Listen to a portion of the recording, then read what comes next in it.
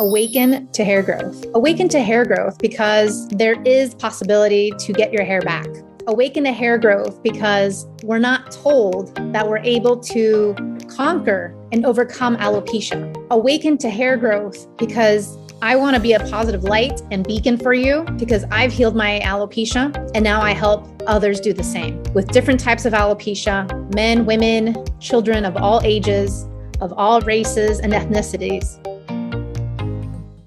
Hello, everybody, and welcome back to the Alopecia Angel podcast. I'm your host, Johanna Dahlman. Today, I just wanted to wrap up the end of the year. I wanted to talk about a couple things that are on my mind, but at the same time, I also wanted to announce that I will be on 2 summits coming up on panels with doctors and other healthcare practitioners. And I'm really honored and excited to be on these panels. One summit is all about moms and their hair loss, postpartum hair loss in general with moms, but all about moms and moms with toddlers, moms with kids, moms with high schoolers, teenagers, etc., and their health and their hair. The other summit I will be on is about ladies in menopause or just about getting ready to go to menopause and everything in that area of perimenopause and menopause, and how to mitigate, avoid a lot of the symptoms that come along with it, but then also how to have a smooth transition into menopause, and then how to be your best within that situation. That's a natural life cycle that all women are going to go through at some point in their lives. And so I plan to speak at more conferences, but at these 2 summits, more information is going to come out soon so that you can join and see. They're both free, the summits. Again, I will be speaking with panels of doctors and other healthcare practitioners, and I will also be on other renowned podcasts. So I will be sharing those here soon. And at the same time, again, I plan to speak at multiple conferences, and I'll let you know as those confirm and come up, which leads me to my next shout out. Last night, I had a coaching call with clients, and I wanted to go ahead and give a shout out to Lana, who she's only been in the program for a couple weeks, and all her hot flashes have gone away absolutely completely. And it's only been about 2 or 3 weeks. And again, all her hot flashes are gone. She has much more energy. And on top of it, she's already seen and noticing eyebrow regrowth, which is huge. And so this is such a great opportunity because, again, it's only been a couple weeks. The other congratulations that I wanted to give is to Renee, who has seen hair all over her body, armpits, legs, etc., all over her body. And she's absolutely thrilled. She's lost some weight and she feels so much better. And she is getting healthier as we speak. So I'm really excited for her. And Katarina, of course, cannot forget to mention you as well. Katarina's also seen eyelashes and eyebrow hair growth, and she's also feeling amazing. So imagine what just a few weeks can do for you. Imagine being one of these ladies, whether you're in menopause, feeling the hot flashes, or whether you're somebody like Katarina who's younger and not into menopause just yet, but also seeing and feeling the hair growth, also seeing and feeling and experimenting the opportunity of more energy, feeling better, having better digestion, more hair growth, and understanding your health, your blind spots, and where you go from there. This is huge because once you have that understanding of you and what this personalized plan takes you, then you're able to mitigate and say, okay, I don't need to go through postpartum hair loss. I don't need to go through menopausal hair loss. I don't need to go through stressful hair loss. I don't need to go through any type of hair loss ever again. And I'm the first one to say, that's me. After going through my own journey, I didn't have to go through postpartum hair loss. I don't plan on going through menopausal hair loss. I don't plan on going through any of these things because I'm already knowing exactly what I need to do in order to have the best hair and health possible. Speaking of hair, I just had an appointment and I feel actually pretty amazing with my hair right now. It's really thick. I actually cut off like a good 2-3 inches off of it, but it still looks very healthy. The color is great. And I'm very thankful for being able to showcase and be that guiding light for you because I know it's possible for you at any age. And I'm in my mid-40s, so age is not a factor. Let's just throw it out. Age is not a factor. So if you think, oh, the doctor said it was because of my age, it's not. This is not about age. This is not about genetics. This is about you and a tailored plan so that you can overcome your blind spots, your humps, and your challenges in order to get to that hair growth, in order to have the longevity and all the hair that you want, because you can. And I'll tell you, now in my 40s, I actually have better hair than when I was in my 20s. There was a period of time in my 20s where my hair was just ugly and not as healthy. And I didn't understand why until, of course, then I did. And so it's one of those things where you don't know until, and then when you know, you do better. So have some grace and have some compassion, because there's always room for improvement in any area of life, including hair and health. So after that, I also wanted to talk about and let you know about some free trainings coming up. I have free trainings coming up in the beginning of the year. And so if you are not on my subscriber list, you need to be subscribed in order to be in the know of all the free trainings and all the free goodies that I'm giving away. And this would be where to sign up. This is on the website. So you need to go to alopeciaangel.com, sign up there, go to the Hair and Heal up at the top. And at the bottom of that page, there's a form. Enter in your information and you will be notified for the free trainings and for anything else that's coming up, including these free summits, including the conferences, including everything else. You need to be subscribed to know. And if not, then you'll be missing out. Along those lines, I also wanted to let you know that the scholarship is official. We had a wonderful intake of a lot of people who were interested in the scholarship, and we've already chosen somebody, that's Priya out of India, to be our last quarter of the year scholarship recipient. I do plan on doing more scholarship recipients for next year, and every purchase of the Hair and Heal program moving forward, 10% of those proceeds will go towards funding the scholarship so that we can help people in need, just like Priya in India. And we will also be helping people in different countries as well, because that's what I want to showcase. I want to showcase people in all different countries, in all different walks of life, going through hair loss, but then also overcoming it. Just like you've seen on my podcast, just like you've seen in the interviews, but now I also want to do it with the participants in the scholarship. So this will be fantastic to understand a little bit of who they are, how they came about, and where they are going to go next. So this also leads me to next week's podcast. I just wanted to give you a little hint and a little sneak peek. We will be talking about my top 10 podcasts of the year. And we will be showcasing this all next week. So if you're new to the Alopecia Angel podcast, please share it with a loved one, share it with your friends and family, even if they're not going through hair loss. It's so wonderful to hear other people overcoming such battles that potentially you had no idea or no clue that was possible. And so just adding and giving that opportunity to somebody else to see that, hey, you can reverse it. It's a game changer. So I know I'm not sure if I mentioned this, but maybe about 3 months ago, I was in Phoenix, Arizona. I ran into an influencer, completely bald influencer. I'm not sure if I mentioned this, but I introduced myself. We were at the supermarket in the veggie aisle, and I introduced myself. I was visiting Phoenix, Scottsdale area at the time for these 2 conferences that I was attending. And I started speaking to her. And when I told her that she could reverse and heal her alopecia, she looked at me startled. She looked at me like I was almost saying blasphemy, saying something that wasn't true. And I told her that I myself had alopecia and that all my clients have had alopecia and they overcome it just like I have. And she looked at me like I had 3 heads. And I think in many ways, when we're not told that door is a possibility to walk through, that door isn't open, then we limit ourselves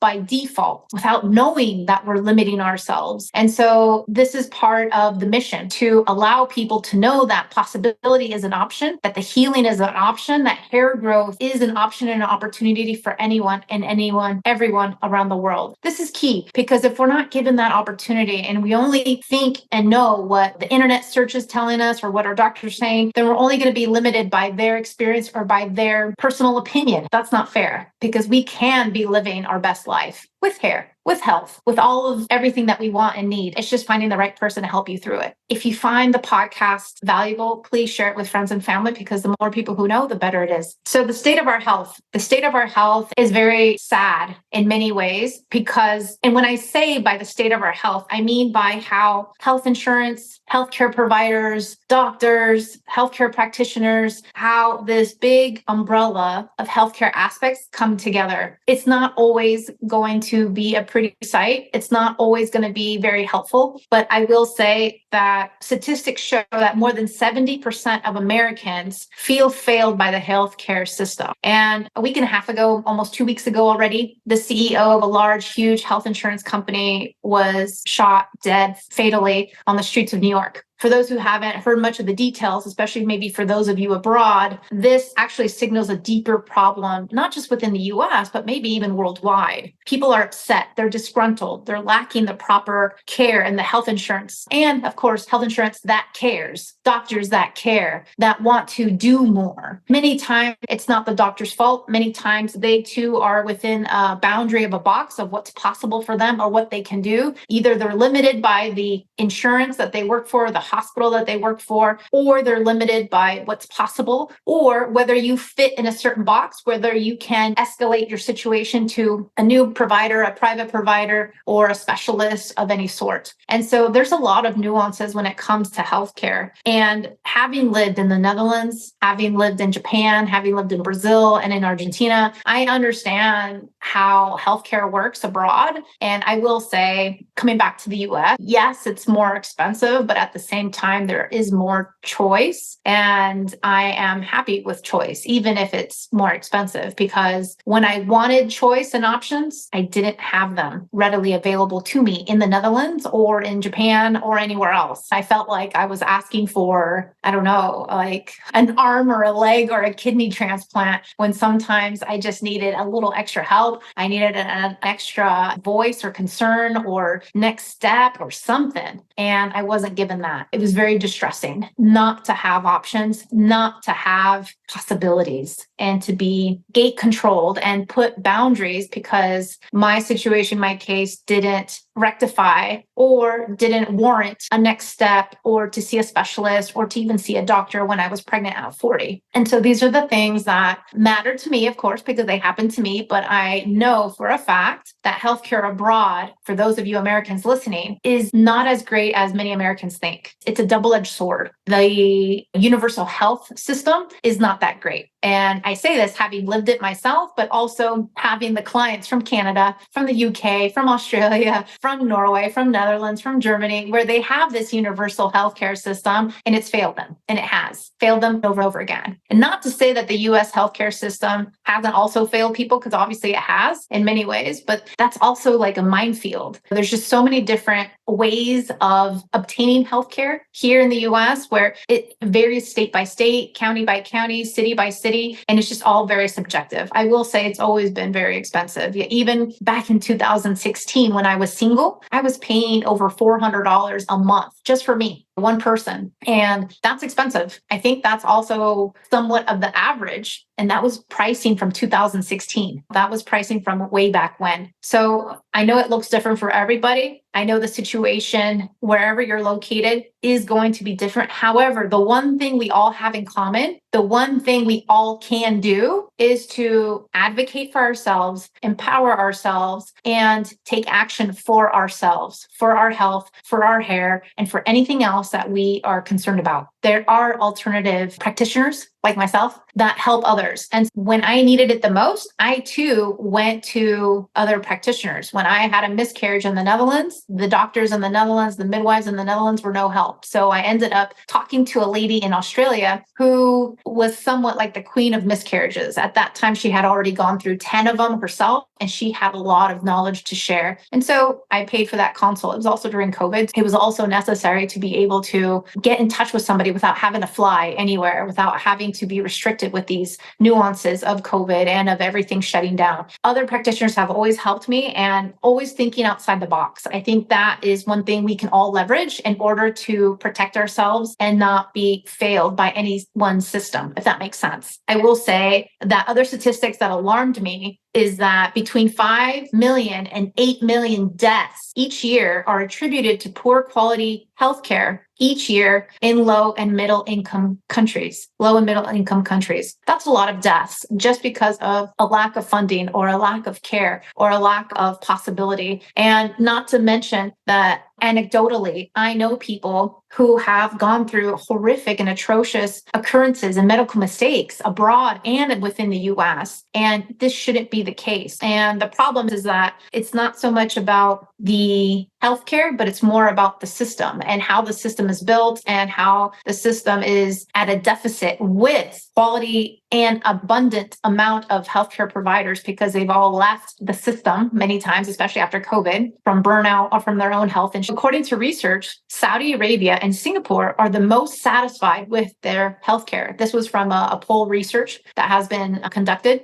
And I can see why that potentially Singapore and Saudi Arabia are the most content. I've been to both countries. And I will say Singapore's stunning from the airport to all around. It's absolutely stunning. And it's a very wealthy nation. It also has the best passport. For those of you who own a Singaporean passport, it's also the best one worldwide. According to research, however, Norway and the Netherlands have the best healthcare. And again, I would hesitate to even say that this is even possible, only because we're comparing, and you can't compare. And this is the thing, we need to not compare apples to apples because they're not apples to apples. Let's say a country like Canada is huge, or a country like the US is huge, not just in land mass, but also in population. And so you can't compare that to the Netherlands, which only has 17 million people. 17 million people, that's the size of Manhattan alone for the whole country of the Netherlands.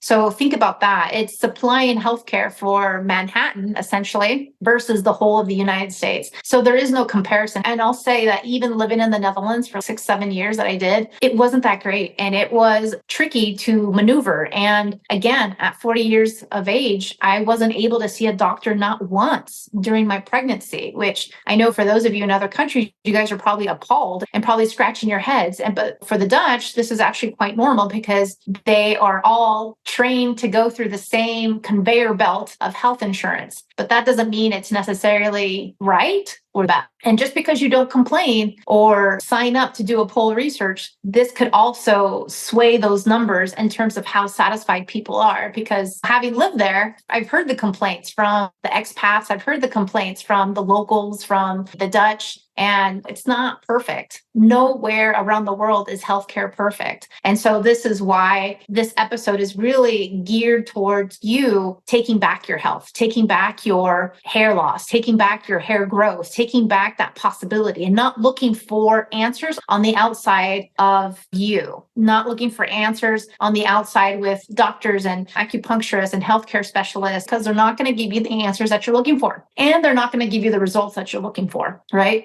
You've already been in this tailspin of chasing your tail and chasing answers, and it hasn't come. So if you're not seeing results, then your strategy needs to change, point blank. The other side to this is that the US alone spends $3 trillion, if not more, in healthcare. In 2022, I know the US spent $4.5 trillion on healthcare. We spend the most by far and large around the world on healthcare. And yet we also have the worst healthcare in many levels. When you start comparing or when you start taking these polls or doing the research, we tend to fall last in how great our healthcare system is, which accounts for nearly 18 to 20% of the nation's GDP. The bigger problem is that the health insurance business is a business. Healthcare is a business. And again, I cannot reiterate how important it is to find help where the results are clear and concise and asking the right questions. I actually have a friend who's on a fertility journey right now, and she's seeing an acupuncturist and she's seen a bunch of specialists who've raised their hand saying, yeah, we can help with fertility. We can help you with fertility. And she's been paying out of pocket for all these things. And yet she hasn't had the results she's looking for because none of these people can really deliver. I'll say that with the idea and with also the caveat that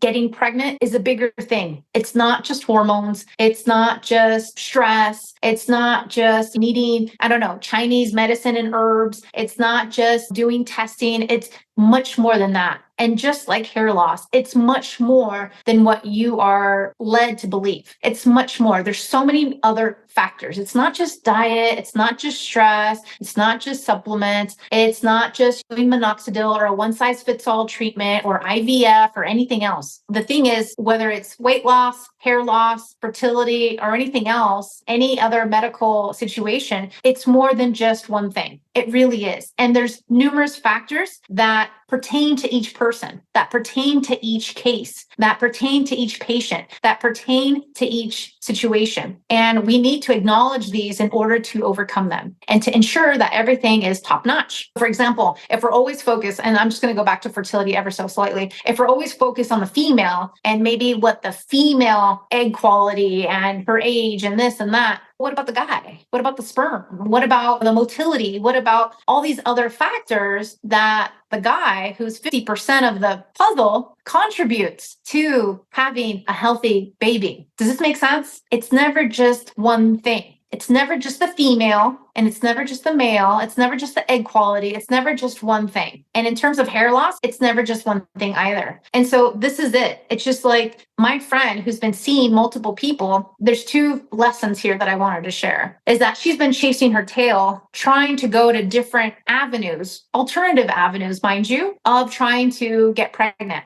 But none of these people at the heart of it can get her to that next step, but they've left crumbs every step of the way, if that makes sense. They left crumbs. And so it's hard not to be disheartened. I know this sounds very familiar to you and to your friends and to your family members, probably in the same situation or similar instance of alopecia, whether you've seen a dermatologist, your GP, a trichologist, a functional medicine doctor, of this, of that, an acupuncturist. You've seen a lot of specialists without the results. You've paid a lot without getting exactly what you need. And I'm here to tell you that every step of the way is leading you to the final end of your marathon. Every step of the way is leading you to you crossing that banner of the finish line. And so have patience, have heart, and go with somebody who has results, and then also ask better questions. So for example, in my friend's case, she wants to know, can you prescribe hormones? Can you do this? Can you do that? Can you read reports? Can you do testing? Can you do this? What are your alternatives instead of IVF? And so she's asking harder questions now before she is investing her time, money, and energy into seeing somebody about fertility. And in regards to hair loss, you should also be asking those same questions because that's also very important. And also think about this, the flip side, right? Think about your year of 2024 with hair loss. What have you done and what has moved the needle in terms of your hair growth? Have you seen hair growth? If you haven't seen hair growth and you are stuck, then this means you need to change your strategy. This means you need to do something different. This means you need to switch it up. And so either get the coaching that you need, come get the guidance, the expert guidance with the Hair and Heal program, come see me, get a free consult. Let's talk about it because whatever you're doing right now isn't working. And it could be for various reasons, but the only way to get to the finish line is to cross it with somebody who's been there, done that. That's really how this works. And take heart, have grace, and understand that everything that you've done in the past is not in vain. It's always led you to where you need to be. And you are exactly where you need to be. And sometimes, even if you're stuck, it's okay to be stuck because we can unstuck ourselves once we decide that next step. Once we decide, okay, I'm going to do this, I'm going to do that. No one likes to be stuck, whether it's in a health goal, hair goal, personal goal, or any other type of goal. We want to be unstuck. We want to be moving forward. Many times, in order to move forward, we need to either sit still and evaluate, or we need to sit back and see what the options are and then move forward. But I will say the sooner, the better. Take action because seeing more people isn't always the answer. It's seeing the right one. It's getting the right person with the right strategy, with the right results. Lastly, I wanted to talk about and end on a note of gratitude. I love gratitude. I love recapping the year and reviewing my 2024 and being so grateful for all the changes and everything that's been going on. And I'm grateful for you, for my listeners, my followers. I'm grateful for my clients. I'm grateful for everyone who's putting in the work to heal their alopecia. I'm grateful for everyone I've met, all the conferences that I was able to speak to, all the summits and podcasts that I've been able to share my story on. We already know it's possible and it just takes a little action. Part of that is also consistency. Like, how consistent are you? Just like going to the gym, we need to be consistent. We need to keep going and do our best each day, every week, every month. And that's how we see more and more results, is being consistent. For those of you who have not started, I highly recommend that you plan now, right now,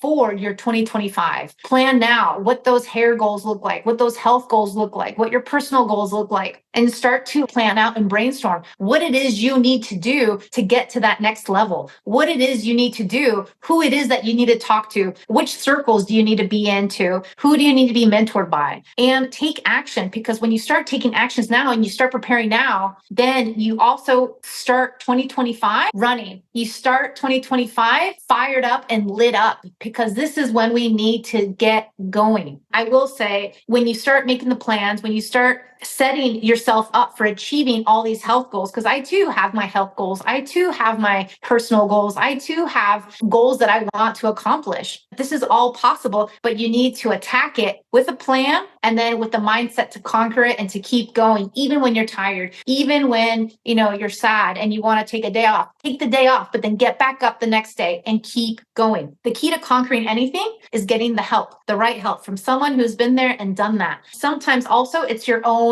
motivation. How motivated are you to get that help? How motivated are you to stay on the plan? Consistency and making yourself the priority is so key. And I know this is hard for busy moms, busy people, but everything is possible. And so when we do coaching and I'm able to coach you and see what's going on, I'm able to give you that exact strategic plan for you. This is possible for anyone. And we need to stop making excuses, take responsibility for our action, take responsibilities for our stuckness, for our hair loss, and move. Keep moving forward in action and in the directions of our dreams. We can live our best life. We can have our hair, we can have our health and live and be symptom free and do this not just for a short period of time, but for the rest of our lives. It really is. It's all up to us. We can create the change we want to see in every area of our life. So I'm grateful for you. And I'm grateful for those of you who come forward and share your stories, because that's part of it too. I'm not a unicorn. I'm not anyone necessarily who's done anything radical, because this is possible and you can copy paste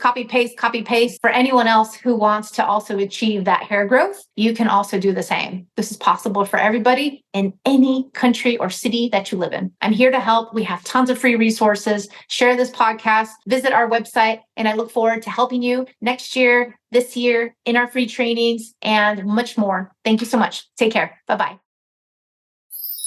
Thank you for listening to the Alopecia Angel podcast, a positive light in healing alopecia. You can do this and we can help. Spread the word that reversing alopecia is possible by telling your friends and family.